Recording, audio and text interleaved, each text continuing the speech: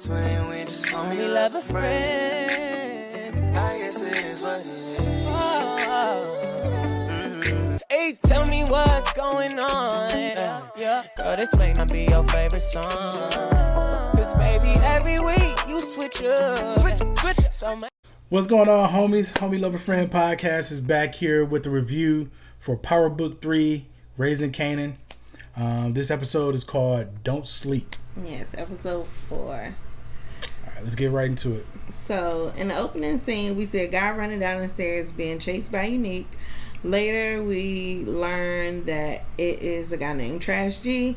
He was one of the guys who were at the scene of... He was in charge of the drug drop, I guess you could say. He was supposed to be picking up the drugs for Unique. Come to find out, this is Unique's best friend that he grew up with, or whatever the case is. Right. So this is, one of the homies. This is one of the partners. He was there. He was the one that was listening to the Paula Abdul tapes, and the one that was walking down the street and ended up on the side smoking crack, or whatever the case is, when the shit hit the fan, or whatever the case is. So whole time I thought he was peeing. He was smoking. I learn something new every day. So, Trash G pretty much, like Bruce said, started doing the drugs that he was supposed to be selling, and Unique was torturing him, basically saying like he's the reason the drop went left. Like, his head went on the swivel. He was out there doing drugs on the job, and it ends with him basically with Trash G telling Unique that he loved him, hoping, I guess, Hold on. You are not just about to skip over this scene like it wasn't a lot of shit that happened in this. What happened? I'll explain it. Alright, so as y'all know, Power can get pretty gruesome and pretty fucked up. And to be honest, in Power Book 3 so far, we haven't really seen super fucked up shit. This is the episode where some fucked up shit really started happening. Like, I ain't even gonna lie. So Unique is chasing Trash G down these stairs where they catch him. Next thing you know, he in the chair all bloodied up, begging for his fucking life and shit. And basically, Unique is telling me, he said, I know, what I'm saying, you've been out here smoking, crack on the job or whatever, and that's why you fucking up. You my homie, I can't believe you would do this shit to me. He told nigga he can't hear me, open up his ears. Dude pulled the fucking pliers out, pulled his ear. I was like, all right, nigga, he's just twisting your motherfucking ear. You ain't gotta do all that. Next thing you know, he said, no, open this shit up some more. Next thing you know, you saw his motherfucking ear come off his fucking head. I said, oh, Brittany instantly turned away. Couldn't even watch it no more. So maybe that's why she don't want to talk about it, because she didn't even see the shit. But I looked, I said, oh, shit, this shit getting gruesome again, like how I used to be in old Power when they used to be in there doing crazy shit. Like, this kind of brought it back to that. So next thing you know, he begging for us, like, he Unique, man. I would never do no shit. I don't know nothing what happened. I ain't had nothing to do with it. I love you, man. And Unique, next thing you know, he pulled the gun out. Bow! Shot that nigga dead in the motherfucking head. Bow! Head hit the back. Dead. Gone. All right, Soldier Boy. You've done your dramatic interpretation. Look, man. Just like that. And he said, I love you too. It hurt that nigga because he started tearing up a little bit. You know what I'm saying? This is day one homie, man. They were talking about how they got head on the same day. They, they just gave a lot of background story. You couldn't skip over that. 50, as he always do, he narrates in the beginning of the episode. He was telling us everything about Trash G because we didn't know shit about that nigga, but he was a Paula Abdul crack smoking motherfucker. That's all we knew. Now he dead. So he's May obsolete. he rest in peace. He don't matter no more. Anyway, but that was that scene. That scene was crazy. Unique shoots him dead, then tells him he loves him. That's what my notes say. He dropped a thug tip for that nigga. So, next thing we see is Kanan at the house making spaghetti, and walks Rock and Symphony. And they look like they just had an amazing, date. He coming to drop her off. And they walk in, and basically Kanan like, yo, you already ate, huh? So of course they sit down, they fix the plate. Stop calling this man Symphonique.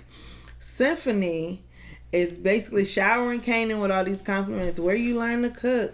This spaghetti sauce is amazing. I will pay for this. Watch out, da. Shut the fuck up. That's really what I wanted to sound like. I was like, you laid it on a little too thick. But I give Rock her credit. She let that nigga have it. You know what I'm saying? Because he's like, to be honest, I would have preferred Rock to handle it, but she's been handling all the situations between them two. So I guess she's like, they're gonna have to figure it out on their own together as Kanan gonna have to figure it out. Or Kanan's gonna have to figure it out. But yeah. So I was just like, yeah, whatever. Spaghetti night. Next we see so there was a little bit of banter, and Kanan Symphony apologized to Kanan for taking his mom out on the night that they was their dinner night. He was like, I didn't know, but now that I know, it won't ever happen again. And Kanan was basically like, she knew. Yeah, I heard a motherfucker look at that. So I was just like, damn, bro. I said, would have slapped the shit out of me. This is a very skewed relationship. I feel like, I don't know. Juke is at Nicole's house, and this to me was one of the funniest scenes in the episode, because they sitting on the bed, they're listening to their little Video World the song. Ebony and Ivory. Shut up. And they're they kind of like get kind of flirty, and they're about to make out, and then she hears footsteps, and like the door opens, so they kind of pop up, and she jumps up. And then her mom was like, what's wrong? What's all that stumping noise? She was like, nothing, just up here dancing. And the mom was like, oh, y'all on TV. She's like, yeah, we made a tape. This is Laverne singing. She tells her she has a beautiful voice, and walks the dad, who wants to be down so bad he starts randomly using like lingo. It's just Slang very, very awkward. Weird. And then of course, he messed around and cussed, and he was like, she's like, language, and he was like, oh, I'm pretty sure Laverne's heard worse than this. She was like, ain't that right, Laverne? She was like, yeah, word up. He was like, what did he end up saying? He repeated after her. No, he said something else. I don't remember what else he said, because by that time I was just like, all right, get him out of here. So Laverne was basically like, your dad's cool, your people cool, and Nicole was like, yeah, about some things, which pretty much was unsaid, that they wouldn't be cool with her sexuality. So next we flash to Marvin and Tony. Yet again, another black man in her bed, blowing her back out. Okay, cool. So they finish, and Tony does a line of coke. Now this was the funniest scene of the damn episode. Marvin rolls over and picks up, gets his cigarette. She rolls over. She wants to get close, and she want to cuddle. And basically, Marvin ain't having it. He's like, how many niggas you done slept with? You been with black men before. She was like, I have. He was like, well, then we ain't into this cuddling shit. She was like, no, I've been with black men. They cuddle all the time. He was like, well, nigga, go get one of them motherfuckers. He was like, you got up, got his shit. She was like, I can't believe you're gonna leave me. The dog start whimpering, and he was like, yo, you feed LT? Of course she had, and he was like, he ain't ate since yesterday. He said he was taking his penis, and he was taking his dog. You cannot. You gotta say this shit verbatim, Brittany. This is not a reenactment. I understand, but you gotta say this shit verbatim, damn it. Then you do it. That motherfucker. He was like, I'm taking the dog with me. She was like, oh my god, you can't. He want to have drama class. I'm just saying. He was like, you can't take the dog back. It was a gift. He was like, you can't even get through it. And action. I said action. And Marvin said, I gave you this dick too, nigga. You want to keep that? That shit was funny as a bitch, bro. It wasn't funny to you? Well, fuck you then. Fuck it. No. I'm laughing. No, fuck that then. We can cut it out then. I'm laughing. He was like, I gave you that dick too. You want me to leave that too? I was like, yo, this nigga cold as fuck, bro. That was the funniest part of the goddamn scene of the show to me. I don't give a damn what nobody say. That shit was hilarious. That was the point where I realized, so this nigga's a comedic relief. Cause that nigga was He's been the comedic relief since the beginning. Y'all niggas be trying to play this nigga, but the nigga, you know what I'm saying? Stupid. He ain't stupid. Nigga funny. Later the episode, it proves that he's stupid. Anywho, he take the dog back. We see Unique meeting with his boys at the Taylor, and he's telling them that Dean is cutting off their supply, and that one of his homies say, like, you should have never trusted Detective Howard. So Neek pressed him, and he basically is like, I never trusted Howard. It was because Trash G was off his square, and he won't paying attention to what was going on around him. So he tells his crew, since Dean cut them off, that they need to stretch the supply. They said it's already stepped on enough. Unique says, make it enough. Step on it again then, fool. Well, make it enough. Make it enough. Damn! So next we see Rock and Kanan. They're doing the dishes. And Kanan is basically still upset. Rock is telling him, basically, you're going to have to get over it. And by the way, this paper that you were supposed to turn in for your history class, you ain't turned in. So as a result, you're going to night school, and it's going to meet every other Saturday as well. And Kanan's like, but I'm going to go do my paper. And Rock was like, it's too late. You missed the boat. This is what's happening. You off trap house duties. He think he getting a promotion. No, so this goofy nigga thought he was getting a fucking promotion. And I'm just like, what? You weren't even doing anything. How do you get a promotion from doing nothing? And she's taking you off of nothing. And she already told you that you failed the test by getting upset and questioning her when she asked you to do a simple task.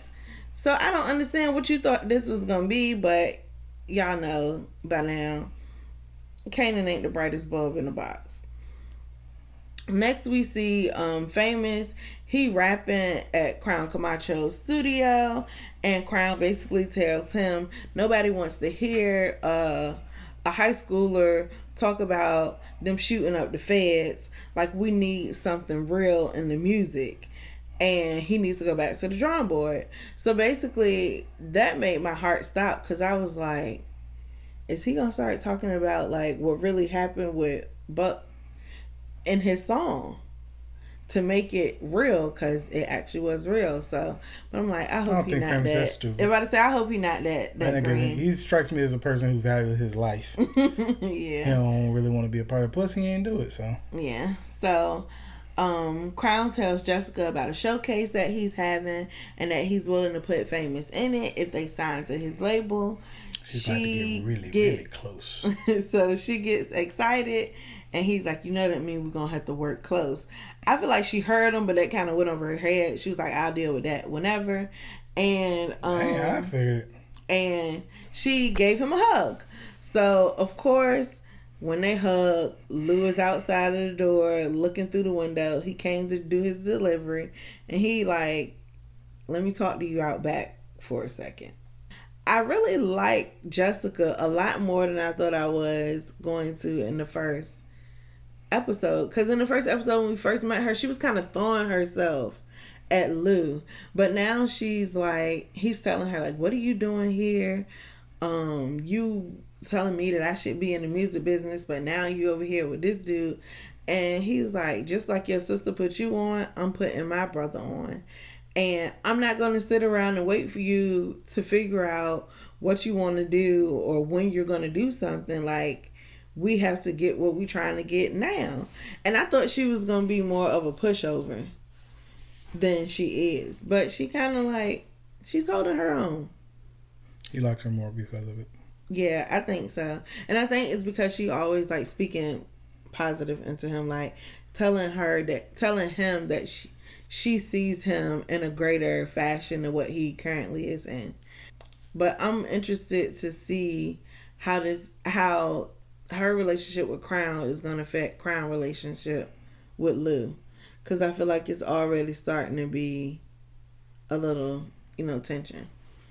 Next we see Rock at the bodega inspecting the door. Lou and Marvin and LT come in for a quick briefing. And then, once again, Ike is basically trying to figure out what the ins and outs of their project is. He's like, or their business is. He's like, well, how much money is going to be, or how much stuff you going to put back there? What exactly is it? And Rock pretty much tell him, like, I don't answer to you. And Lou, again, has to step in and back her up. And then you see Tina looking like, I like her. I feel like because Rock talked to him crazy, he gonna beat Tina again. I feel like she's about to start plotting. Who, Tina? Mm-hmm. Yeah. But I can see that. I can see her coming on board and working with Rock. Something's gonna happen. Yeah. I just want her to have a big... She never talks. I just want her to say something. She can act with her face, though. Cause I be knowing what she be thinking. Damn, with the look. be too soon. What? She acted with her face because she got a black eye. Nigga, she don't be doing nothing. She just sit there. She was looking scared when it was time to be scared. She was looking like, I like this lady. When it's time to look like I like this lady. No. Right. That's funny that you said that. That's hilarious. She was acting with her face. Next we see Kanan is out on a walk with Davina and the baby. And he's basically so they go together now, I guess. Yeah, I was just like this part I feel like was a little bit murky. Why was it murky? You took like she didn't really want anything didn't want anything to do with him. But I don't She always liked him. Yeah. She ain't got her boyfriend no more. I didn't expect a kiss. I didn't expect them to start like going steady so damn soon. That's what I mean. Like that's what I mean by murky. Like I thought it was gonna be more of a build up to them being he bought her groceries, nigga. We know how much groceries is how important groceries is. Damn, King. All right, Jamaica. I'm just saying we understand. Yo ass. Anyway, we understand how important groceries Nobody cares about Kenyan. And they gonna milk. But I'm just saying, like Ashanti told you, like these are important essentials. Like she tell you, so you can tell us the little things with Davina because her mom, you know what I'm saying, her mom's situation. So him bringing those groceries might have meant a lot. Yeah. And you know it's a situation where she's grieving. Her mother, she don't know where she at. She got to take on the responsibility of taking care of her baby sister. She don't even know if she's gonna be in school. Like, it's just a lot going on, so I can see that happening. But this part of the episode was kind of, it was. I actually liked it. It was predictable. It was predictable, but I liked it. Though. We predicted this last week. Go ahead. So, Kanan and Davina are talking. He gotta go. He kisses her on the lips and then kind of walks off. From another angle, you see a car has been watching them and following them. This nigga said, damn, she kissed that nigga. And it's unique. Nick pulls up on Davina after Kanan left and tells her basically as soon as he gets out the car, he was like, man, I've been seeing your mom out here on the east side. She's strung out on that shit. You were right. Her mom is on crack. Her mom on crack part. Like, I didn't think she was on crack because she didn't give me cracky vibes. But it's the 90s. She's it's New York. Functioning at that time. Whatever the case is. You was right about that. I had to give you credit on that one. But he came out the car talking about your mom on the east side, out here on that rock, hard. You know what I'm saying? That's why you ain't seen your mom. And he knew exactly where she was. And, you know what I'm saying? Like, he knew what to pull with Davina in order, you know, to get her attention or whatever the case was. Because I think Davina may have had that, that suspicion that her mom was out here doing some shit, but she didn't know for sure because she didn't know. I think she knew for sure what she was doing. She just didn't know where she was. Okay. She knew she wanted to work. Whatever the case may be. But anyway, so then next thing you know, Neek started telling him, you know what I'm saying, I can help your mom get clean. So he was talking about how, you know what I'm saying, he know a rehab center somewhere up in, I think it was Connecticut or some shit he said. Or whatever that can get you clean or whatever. He was telling her example, you know what I'm saying, he had a cousin who had a friend who was strung out on that shit hard. He wanted him to do a favor for him. He had that man go up there to the spot in Connecticut. He said the place so damn nice. I almost wanted to do fucking crack so I can go up there and get some peace of mind. He said that shit. But he was like, dude came back. He was so damn clean that you would have thought he was fucking Heathcliff Huxtable. It was pretty funny. I ain't gonna lie. But, you know what I'm saying? He had Davina's attention on the case. So she was like, so what I got to do? And basically, he was like, so, you know what I'm saying, what's been going on with your man's Kanan or whatever? She was like, you know, Kanan ain't, she was trying to, like, really stress that that's his mom's business. He ain't got nothing to do with it, you know what I'm saying? But he was like, nah, it got to be some shit because, you know what I'm saying, y'all out here dating or whatever the case is, and his boy D Wiz, you know what I'm saying, pop $120 or whatever the case is. So he got to know more than what he's telling you. And she was like, so she thought about it. And she was like, I really, you know what I'm saying? Like, when you put your mom in and you bribing it with your mom being on drugs and getting clean and you really want your mom to get clean, so your ass ain't got to be a goddamn adult no more and have to take care of your baby sister and care for the goddamn house because your mom out here doing these, you know, God knows what. You knew she was going to fucking fold. Like, we didn't want her to fold. We like, God, please don't say nothing about Kanan. Don't. She was like, well, as long as Kanan don't get hurt. I knew when Kanan seen her through that window and went outside and Scrap told him, Yeah. ain't nobody supposed to know. That was the foreshadow. And he said everybody's a part of the game. Linchpin. But it was funny because I was just like, damn, how is this going to get back to it? But then I forgot. I was like, she was dating the nigga Buck 20, and Buck 20 was with Nick. So I'm like, well, that's it the ain't fucking... like nobody knows who she is. That's the linchpin. So I'm like, all right. So she was like, yeah, well, Kanan be at this suspicious house. Their way to stash house or whatever the case was. Now, the good thing about it is we're like, okay, well, this kind of is good timing because they're going to be moving the shit from the old stash house to the new stash house at the bodega. But it's not good timing. It wasn't good timing because we're thinking that they had already did the shit. Well, I thought they had did it already. But according to the show, they hadn't did it already. So she gave Nick that information, and next thing you know, we sitting there like, damn, Davina, like, I wanted to like you so damn bad, but you done rap my nigga out. I ain't never liked her. Damn, why you don't like her? I didn't. You know what made me not like her? When Juke, the very first episode, when they was in the cafeteria and he was explaining who she was, and Juke was like, "You over here staring at this girl? How long you like her? How long has she known that you like her? And you still on her?" And when Juke said that, it clicked. This gonna be his. This his kryptonite. It's always a woman. Oh, it's. So, I'm glad you said that. In movies and TV shows, it's always a woman. Shit, in real life. But when I get into that, you cut that out. You can edit that. No, we're going to leave that right in. Fuck it, leave it in then. It's the truth. So, anywho. Shit, it goes all the way back to the Bible days. But let's go. If y'all weren't always chasing a piece of ass, it wouldn't always be a woman. I don't know why God made pussy feel so good. To some folks. Famous comes running in the arcade where Juke and Kanan are. They're playing their games, and he's basically explaining like, "Yo, I've been in the studio with this nigga Crown. My sister put me on. He about to have me in this showcase. Juke come through so you can drop a couple verses, and I can put you on, a song, and you can be, in the showcase with me." So Juke is not really paying him no mind. Her and Kanan are really into the game that they playing. She wasn't into it. She was borderline pissed. He said, basically I can get you in the showcase, she lost the game because she's basically upset and losing focus and kind of storms out. And Fame was like, the fuck wrong with her? What's wrong with her? And Kanan is basically like, she been boosting for months now, trying to get studio time to be in with these people, and you just kind of fumble and stumble your way in. He was like, well, it was my sister who got me the hookup, and I'm trying to, pass that on to her, but whatever. So next we see Marvin outside of his door, banging on the door. We find out that he's at Scrap's house, who's the trap house babysitter, and he wants to help him, to help him move the stuff from the stash house to the bodega. And when he opens the door, he basically said he got food poisoning. He can't go. He got diarrhea. And, he can go. But he can't go. So he was like, I ain't leaving. And slammed the door in his face. Next we see Kanan catching up to Juke, who's still pissed about Famous.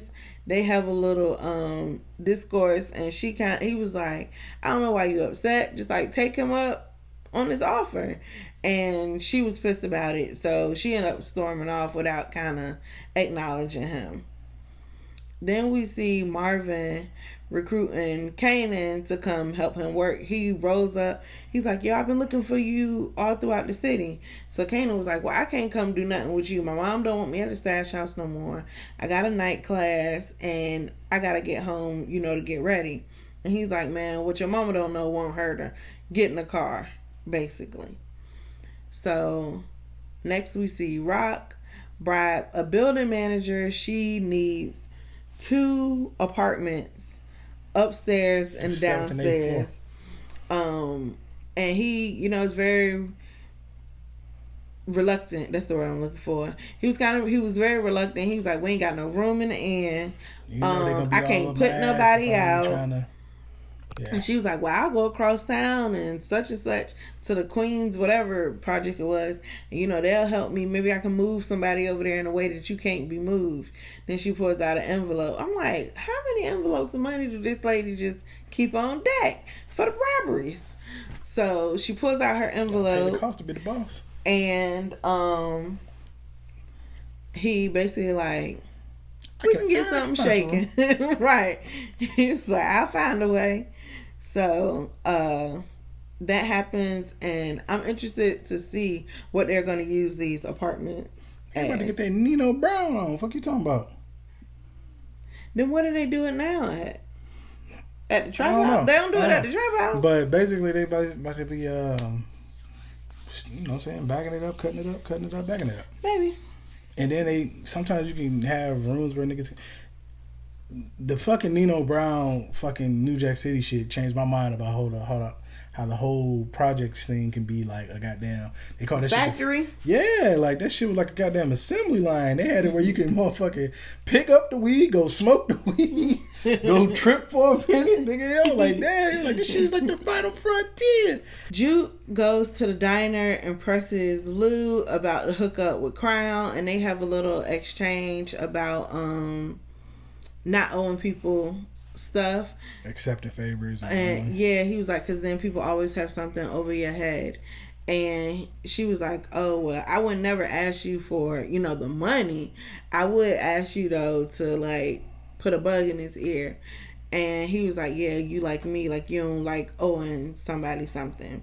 And then he gives her a sandwich because she obviously, he says she ain't ate, and she dips. So next we see her at a payphone with her little bandana around her neck.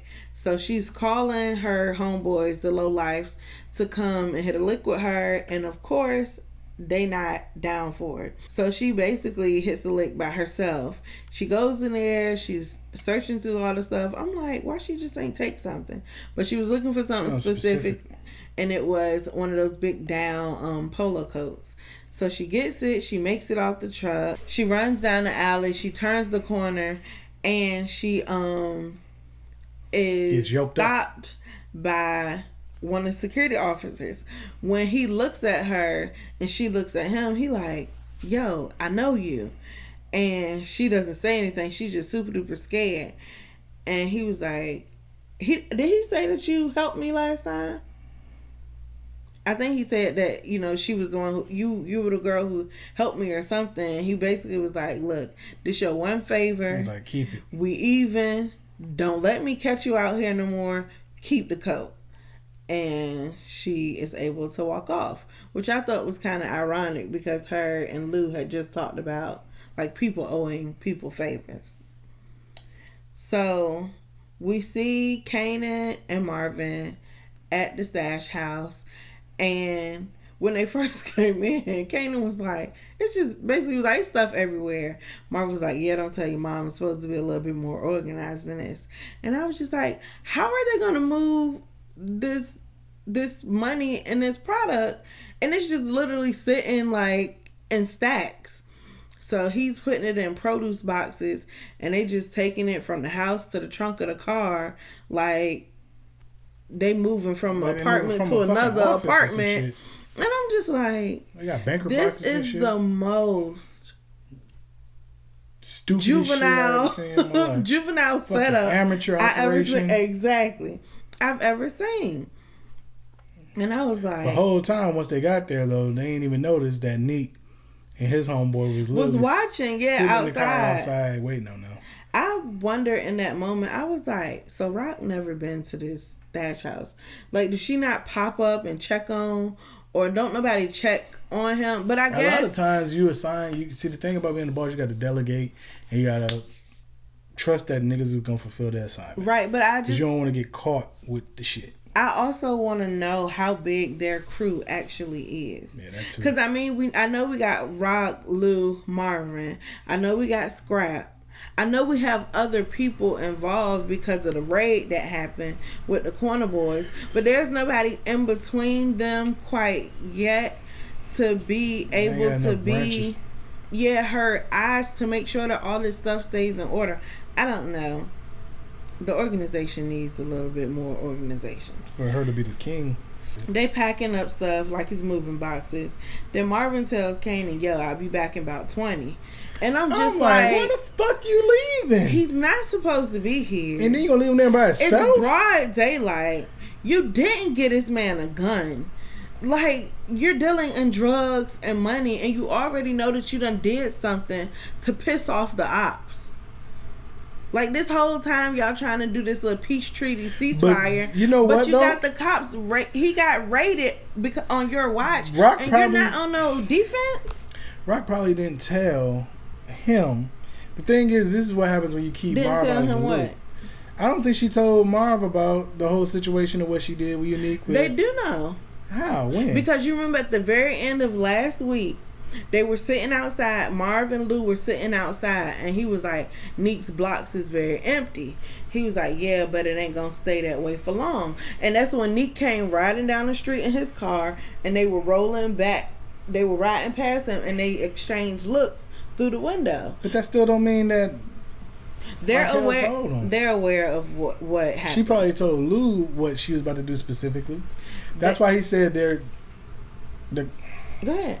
that their supply was low, or whatever the case was. But that don't mean that she told them that she was the one who kind of ratted them out to the cops to I fuck feel up like the bus. I feel like he knows. Because if that's the case, then he would have been. I feel, but then again, it is Marvin, so who knows? He wouldn't have. Because he feel like right now we got the upper hand. We can move how we want to move because there's no competition. He was stupid enough to. You don't think that Unique gonna goddamn retaliate? That shit crazy. They know he gonna retaliate. That's why they did that little drive by. He just don't. He's just not thinking. He ain't that sharp right now. So Marv leaves, and then we flash to Nicole and Juke back in Nicole's room, and Juke gives her the jacket, and basically she's giving her the history of like why polo is so important to her and the other lowlifes. Basically saying like what's his name, Ralph Lauren? Don't he do polo? But she was like, his name ain't even Ralph Lauren. Yeah, his last name won't Loren. It was something else, and she was basically like, it's very it's aspirational, and it makes it helps you feel like you're living the dream life that you feel like you deserve.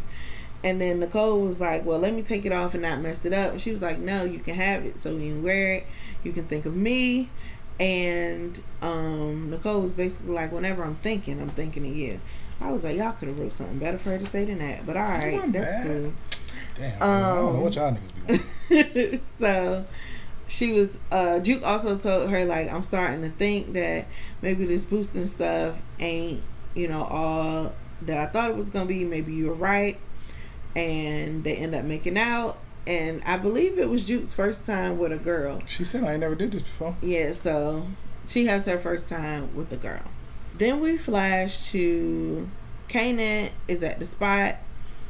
Dudes come running, kicking the door, hold him at gunpoint, and just start stealing the stuff. He's like, do you know who kid I am? Or who I am? And he was like, yeah, we know exactly who you are. And that's when it clicks to Kanan that these are Neek's people. Meanwhile, Marvin is at the bodega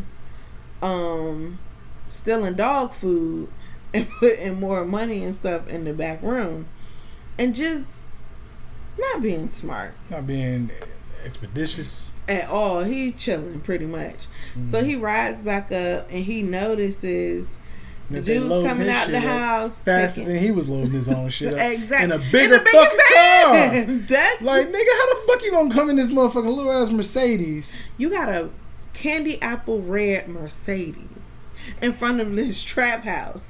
First of all, that looks suspicious anyway. And then you just moving boxes like you said. You just quit your job, right. And they gave you the little brown box to put your stuff in. I'm like, this is too much. I'm like, oh my goodness. I don't know who I thought was stupider, Tyreek or him. But it's just a hot mess. So Marvin ended up ramming his car into the back of stupid the move. truck. Like, this is the best fucking idea you could have come up with. And then he starts shooting. I'm like, why didn't you just start shooting through his windshield? Then hit a soul. It amazes me every single time I watch movies and people let off that many shots and none of them hit. I'm like, don't none of y'all go to the gun range to know how to aim? Like, it's just so weird, but it's a TV show. We're going to suspend disbelief. I ain't gonna get too deep. So the guys in the truck end up riding off. Kanan runs in the house. The guy who's holding Marvin runs in the house. Marvin runs in the house. The guy who holding Kanan hostage is still in there. He basically is like, walk out of here. Yeah, I was like, in what universe did you think that was gonna work? But whatever. He was like, do you know whose kid this is? And I think that was a smart thing he did. He engaged him in a little bit of conversation to take his mind off of what he was doing in order to buy himself time to shoot him. So where he wouldn't react and shoot Kanan. So he dies. He falls out and falls on Kanan. Kanan pushes him off of him. The guy pulls his mask up to try to breathe better, and that's when Marvin gets a look at his face, and he's like, oh, these meek people. And then he ends up shooting him again until he's dead. And Kanan threw the fuck up. Yes, I was about to say, nigga, bro. Kanan was traumatized. He starts throwing up. He got blood everywhere. He freaking out. To oh my God, my mom's gonna kill me. He like, it don't even matter. And Marvin, my mom's gonna kill me. Marvin is like, your mama ain't gonna know nothing. He was like, we're gonna clean this mess up, and I'm gonna take you home, and you just gonna have the rest of your day, and we ain't gonna say nothing. And I'm like, to your fucking class. Yeah, and I'm just like, in what world do you think that's gonna work? But okay, whatever. So Rock is at the house waiting for Kanan. He comes in the house rushing. She's like, Kanan, you're late. He's like, I got caught up at the arcade with Famous. So he runs upstairs, takes his shirt off, looks at it like, oh my God, what do I do with this? He's looking all around, and I'm like, I verbally said, put the shirt under the mattress. This boy takes his shirt off, balls it up, and throws it under the bed. And I'm like, we already seen how Rock be in his room. We already know that she still cares and nurtures for him. Like he's her only son. So I'm like, she gonna find that shirt. He puts on a hockey jersey. Rock puts him in the car. And she drives him to the class. When they're in the car, she basically stops him from getting out. And she's like, I want you to know that I love you. And you will always be, the number one priority in my life. And Kanan's just like, yeah, whatever. He's ready to get out because he's just feeling antsy and anxious. And I feel like he just feel like if I'm around her any longer, I'm going to just explode and I'm going to spill everything. And he's also pissed that he got to go to this class. So he gets out the car, goes to the class. Sorry, I'm late. The dude like, oh, that's cool. He looks up. His teacher, Symphony. And I was like, I did not see that coming. So I'm going to force y'all niggas to have a relationship. Right. And he's in the class where Symphony is teaching about New York architecture and building history or something. And I'm like, okay, I can see how maybe this will work in the future. Then they show Rock at the house. She comes in his room with the laundry basket. And I'm like, here we go. She starts picking up his clothes that he's got thrown around the room. She gets on the floor. She picks up. She reaches under the bed and feels to see if anything under there. And then she picks up the bloody shirt.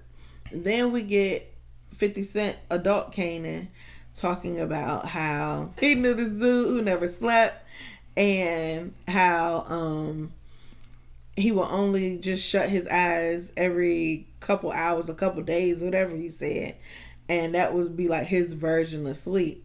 And then he was like, one thing about no sleeping is that you get nightmares, and nightmares are reoccurring, and it always comes back to you, which is pretty much the same thing that they've been saying this whole season. So I'm like, we knew that this was gonna happen. I knew Rock was gonna find that shirt. I knew Rock was gonna find out. Yeah. Cause what you gonna tell her happened to the product? I don't know, but Marvin's a fucking grade A fuck up. He is. He really, really is. So that's episode. Every episode he done fucked up something. Legitly. And that's why I feel eventually he gonna be the ops. Mm-hmm. They're going to have a falling out because he keeps moving crazy. He done gave Kanan drugs to sell. We don't even know what happened in that situation. He done pulled he done pulled him into helping with stuff that he knew he wasn't supposed to help with. But one thing that did surprise me was when he first rolled up, he was like, "Nah, my mom don't want me nowhere near that." I thought he was just gonna be gun ho and ready to, you know, jump in and help wherever he could. But yeah, very, very good episode, very action packed episode. Of course, you know, that's how Power is. When it gets rolling, it's a lot moving. of shit happening in one episode. Yeah, it's moving. So we just want to thank you guys for watching. Don't forget to like, comment, and subscribe. And we will see you in the next video.